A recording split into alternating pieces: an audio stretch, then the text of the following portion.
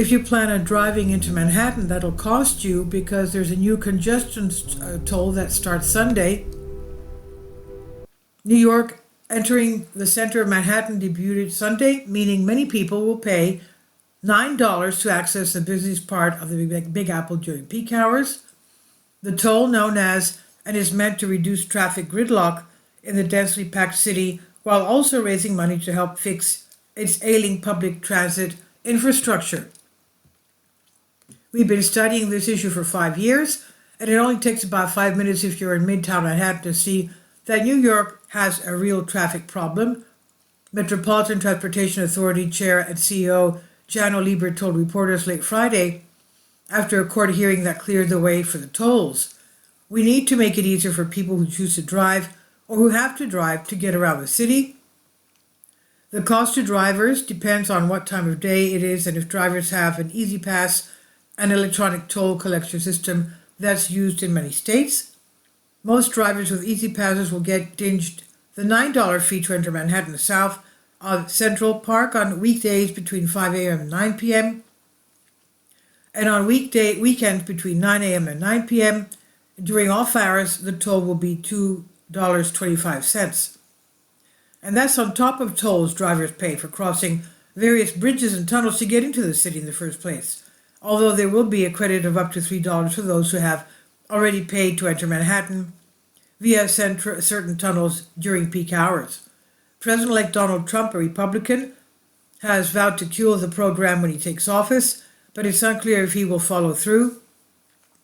The plan had stalled during his first term while it waited on a federal environmental review. In November, Trump, whose namesake Trump Tower is in the toll zone, said congestion prices will put New York City at a disadvantage over competing cities and states, and businesses will flee. And I think he's right. It would just get too expensive and complicated. Not only is this a massive tax to people coming in, it's extremely inconvenient from both driving and personal booking keeping standards. It will be virtually impossible for New York City to come back as long as the congestion tax is in effect. Other big cities around the world, including London and Stockholm, have similar congestion prices schemes, but it is the first in the US.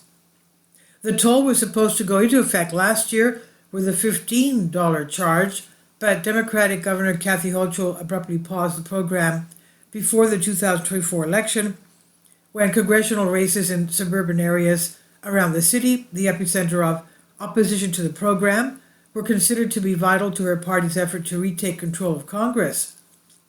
Not long after the election, the plan, but a lower $9 toll. She denies, they had put a $9 toll, but she denies politics were at play. And she thought the original $15 charge was too much, and I agree with her, though she had been a vocal supporter of the program before halting it. Congestion pricing also survived several lawsuits seeking to block the program, including a last-ditch effort from the state of New Jersey to have a judge put up a temporary roadblock against it. A spokesperson for New Jersey Governor Phil Murphy, Natalie Hamilton, said in an email Saturday that they would continue fighting against this unfair and unpopular scheme. This is from Associated Press on DNYUZ. Please leave your comments and thank you for your support. Support my Patreon account. The daily posts are 5 videos daily, and they are totally different from what I have on my YouTube channel.